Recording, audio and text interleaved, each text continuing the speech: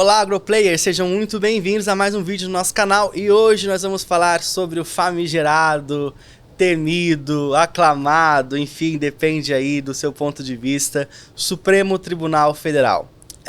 Como nunca na história do Brasil, o Supremo está aí no dia a dia de todo mundo, né? Isso começou lá com o julgamento do mensalão. Antes disso, ninguém ouvia falar de STF, ninguém estava tão preocupado com o que o STF estava julgando ou não. Transformaram o mensalão numa série de... como se fosse uma Netflix aí, né? Só que você assistia no Jornal Nacional. E a partir disso, a mídia, a grande mídia, percebeu que isso dava ibope, que isso dava comentário, que isso atraía a atenção das pessoas. Então começaram a focar no STF, né? Que depois do mensalão veio a Lava Jato, enfim. Agora a gente tá sempre por dentro do que tá acontecendo no STF. É uma série que todo mundo acompanha. E tem mesmo que acompanhar, porque essa não é uma série fictícia. Essa realmente faz a diferença no seu dia a dia, pode impactar o seu dia a dia. E é para isso que nós estamos aqui, para falar sobre o que o STF deve julgar este ano em relação à pauta do agronegócio. Quais são os temas sensíveis ao mercado do agrobusiness que devem ser julgados este ano pelos ministros da Corte. E eu quero começar falando, né, sobre o julgamento que deve estar marcado, não está marcado ainda, mas deve acontecer esse ano. Inclusive o ministro Gilmar Mendes tem feito força para que aconteça esse ano, que é o julgamento relativo ao inquérito da tentativa de golpe de Estado, né, em que um dos indiciados é o ex-presidente Jair Messias Bolsonaro. Deve acontecer esse ano, até porque no ano que vem é um ano político, ano de disputa presidencial, então a Corte deve antecipar esse julgamento para que ele aconteça dentro de 2025 e assim não interfira no pleito eleitoral previsto para o próximo ano. Aí você vai me dizer, Matheus, o que é que isso tem a ver com o agronegócio? Tudo a ver, como eu te disse há alguns vídeos atrás. Se você não está acompanhando o nosso canal, dá uma olhadinha em alguns vídeos anteriores. As decisões políticas, elas tendem a afetar o agronegócio. O que a gente já viu em relação à prova de que isso pode acontecer, ou pelo menos um indício de que isso pode acontecer, está no fato do ministro Alexandre de Moraes, relator do inquérito das fake news, relator também aqui do inquérito da tentativa de golpe de Estado e da abolição do Estado de Direito, não autorizou o ex-presidente Jair Bolsonaro a estar na posse do presidente eleito Donald Trump, o que trouxe represárias americanas, né? Alguns senadores, alguns congressistas americanos apresentaram propostas no sentido de impedir que o ministro Alexandre de Moraes acessasse território americano, né? Queriam tornar o ministro Alexandre de Moraes persona não grata nos Estados Unidos. Isso também já foi aventado em relação ao ministro Luiz Roberto Barroso e outros ministros da Corte. E o que é que eu quero trazer aqui o enfoque? O quanto uma decisão judicial, que até pouco tempo atrás não tinha nenhuma interferência em política e economia, e que agora podem sim trazer reflexos. Isso já estava acontecendo no âmbito interno, né, no âmbito da nossa política doméstica, em que decisões judiciais traziam fomentos do ponto de vista político, traziam aí o engajamento da população internamente, dentro do Brasil, e agora nós começamos a ver que decisões judiciais estão trazendo esse engajamento e até essa vontade de retaliação também no cenário internacional. Cito também que no ano passado, o mesmo ministro Alexandre de Moraes, por um período, suspendeu a possibilidade de operação do X, o antigo Twitter no Brasil. E isso também gerou uma grande comoção no Congresso americano, né? Uma decisão judicial de um ministro brasileiro, trazendo aí repercussões no Congresso. Mais uma vez, naquela época também aventou-se sobre, inclusive, a possibilidade de sequestro de dinheiro do governo brasileiro que estivesse depositado em contas americanas para fins de reparação do Twitter, né, do prejuízo que o X estaria sofrendo em relação a decisões do ministro Alexandre de Moraes, que, segundo o Elon Musk, são arbitrárias, são secretas, são inconstitucionais. Então, nós temos aqui dois exemplos de ações, decisões judiciais que geraram ali um burburinho no cenário político e econômico internacional.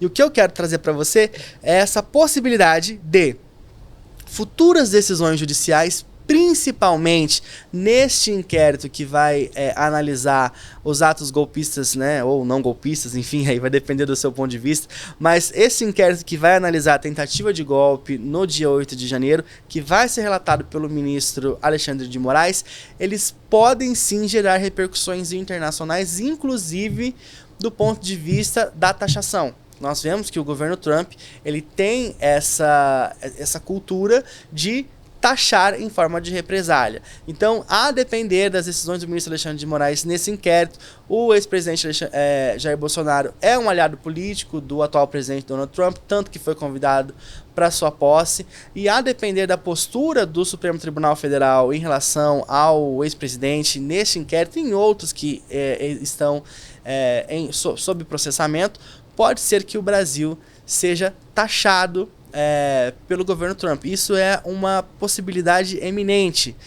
O governo Trump tem feito isso todas as vezes em que ele é contrariado, seja numa decisão política ou econômica, em represária ele taxa a nação que o contrariou. Então é muito importante que nós do agronegócio estejamos atentos a essa pauta, não só por conta do nosso interesse enquanto cidadãos, mas também em relação às repercussões, aos desdobramentos e aos reflexos que isso pode desencadear no cenário do agrobusiness. Bom, outra questão que vai ser julgada pelo STF, deve ser julgada pelo menos pelo STF, ainda dentro do ano de 2025, é a Lei Federal 14.701 de 2023, que trata da demarcação, do marco temporal de demarcação para terras indígenas. O próprio Supremo Tribunal Federal já havia declarado inconstitucional o marco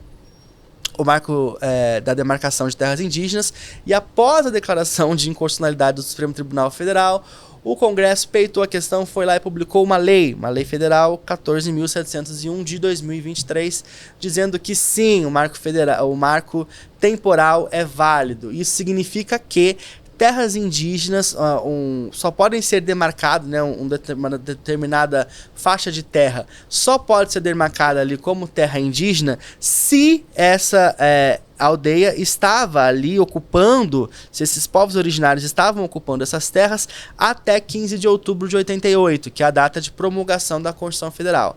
Se eles ocupavam até 15 de outubro de 88, beleza, vamos reconhecer como terra indígena. Se essa ocupação por povos originários se deu depois de 15 de outubro de 88, essas terras não poderiam ser consideradas terras indígenas. É por isso que se chama marco temporal, Estabelece-se ali um divisor de águas em relação à data, 15 de outubro de 88. Daqui para trás, se já havia uma ocupação consolidada, é terra indígena.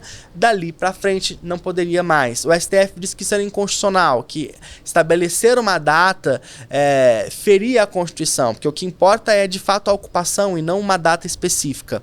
O Congresso bateu o pé, promulgou a Lei 14.701 de 23, que agora está novamente na pauta do STF, que deve julgar essas questões, se há ou não há um marco temporal, ou seja, se alguns povos indígenas teriam que desocupar algumas terras que foram ocupadas depois do marco temporal, depois de 15 de outubro de 88, o que, claro, vai gerar reflexos do ponto de vista econômico, porque quanto maior a demarcação de terra indígena, menor a área que se pode explorar, o agronegócio, que se pode fazer produção, então isso tende a ter sim reflexos econômicos, porque se o marco temporal for julgado constitucional, se a Lei 14.701 de 23 for julgada constitucional, haverá aí uma desocupação de algumas áreas por povos indígenas e que poderão ser transformadas em área produtiva, aumentando assim a capacidade produtiva do Brasil.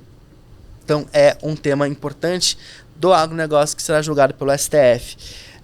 Para a gente terminar aqui nosso bate-bola sobre pauta do STF para 2025, nós temos a ADI 5553, que foi movida pelo PSOL, que é contra a diminuição de 60% da base de cálculo do ICMS para agrodefensivos, que o autor da ação não chama assim, o autor da ação chama de agrotóxicos. Existe, então, uma regra estabelecida pelo Convênio 100 de 1997 do Conselho Nacional de Política Fazendária, o CONFAS, que reduz em 60% a base de cálculo do ICMS sobre agrodefensivos.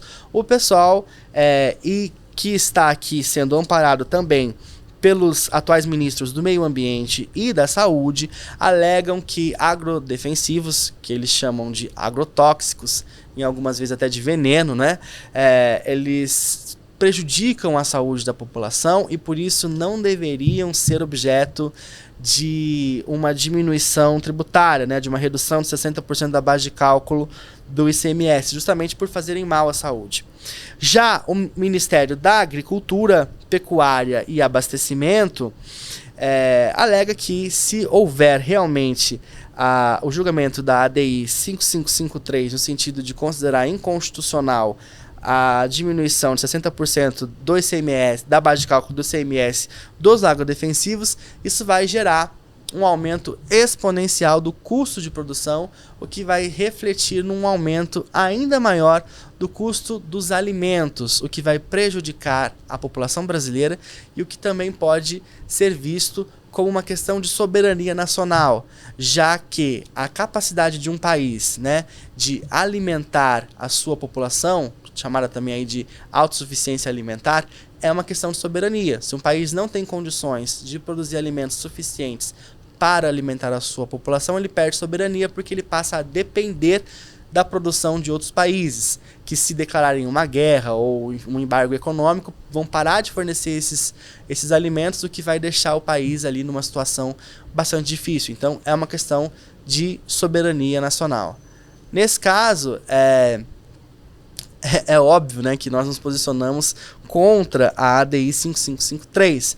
Por óbvio, não se pode pensar que a produção de alimentos, de uma forma ou de outra, vai deixar de usar o agrodefensivo. Nós sabemos que, tirando a agricultura de subsistência, os pequenos polos de agricultura orgânica e também de pecuária orgânica, tirando esses pequenos polos que não são suficientes para alimentar nem mesmo uma parte bem pequena da população, a grande produção de alimentos é feita por meio do uso intensivo de agrodefensivos. Todos eles passam por inspeção sanitária, né, da Anvisa, dos órgãos tradicionais, e aumentar a carga tributária aqui, ou no caso tirar a redução de 60%, né, da carga tributária sobre esses agrodefensivos, não vai impedir que eles continuem sendo usados na agricultura, só vai aumentar o preço da produção e vai ter como reflexo o aumento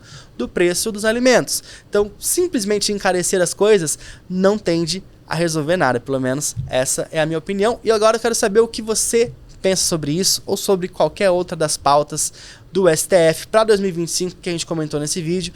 Deixa aqui o seu comentário, a gente vai discutir com você, a gente vai fomentar aqui um ambiente de diálogo para que todo mundo consiga externar as suas opiniões. Se você gostou, dá o seu like, compartilha esse vídeo que tem informação lapidada, informação realmente desenviesada, sem caráter político. Compartilha com seus amigos, nos seus grupos do WhatsApp. E se você gostou desse conteúdo e quer ficar por dentro das produções do canal, se inscreva, ativa o sininho e toda semana você vai ser notificado sobre vídeos novos aqui, tá bom? Um abraço e até lá!